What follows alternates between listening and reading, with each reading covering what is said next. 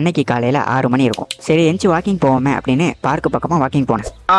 அங்க 2 பேர் புதருக்குள்ள கிசு கிசுன்னு ஏதோ பண்ணிக்கிட்டு இருந்தாங்க. ஏன்டா அதுக்குள்ள வாயை கடிக்கிற?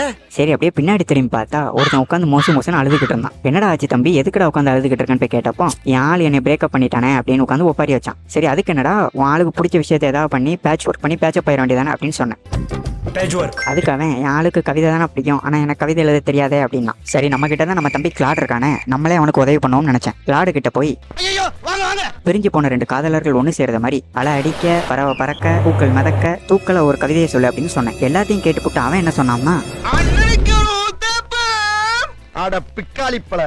சரி கவிதை கொடுத்தானா அப்படின்னு கேட்டீங்கன்னா கொடுத்தான். என்னன்னு தெரியுமா கொடுத்தான்? வாசிக்கிறேன், நீங்களே கேளுங்க. குங்குமப்பூ நெத்தியில் வச்சு, குண்டுமல்லி தலையில் வச்சு, அண்ணனடா போட்டு வந்தா அகிலமெல்லாம் ஆடுமா. அவன் வேற அந்த நேரம் பார்த்து அண்ணன் கவிதை ரெடியான்னு கேட்க, நான் அவனை பார்க்க, அவன் என்ன பார்க்க, அவன் என்ன பார்க்க, நான் அவனை பார்க்க. இந்த கவிதையை நான் அவன்கிட்ட சொல்றது பிரச்சனை கிடையாது, ஆனா அவன் ஆர்வ குளர்ல இந்த கவிதையை போய் அவன் ஆள்கிட்ட சொல்ல. இவன் நிலைமையை யோசிச்சு பார்க்கும்போது தான் அந்த ஊத்தமானுக்கு இவ்வளவு அறிவு வந்துருச்சானு கவிதை நினைச்சு நானே ஏமாந்துட்டேன். நாளைக்கு பாத்துக்கிறேன் அந்த அர்த்தலி முடிய. ஸோ இது மூலமா நான் சொல்ல வர்றது என்னன்னா, எந்த ஒரு கவிதையும் நீங்களே எழுதினா தான் நல்லது. இந்த மாதிரி பிக்காலி பேட்ட கேட்டீங்கன்னா இவன் எங்க இருந்தோ கண்ட கர்மாந்தரத்தெல்லாம் எடுத்து நம்ம கிட்ட போட்டு கவிதைன்னு கொடுத்துருதான்.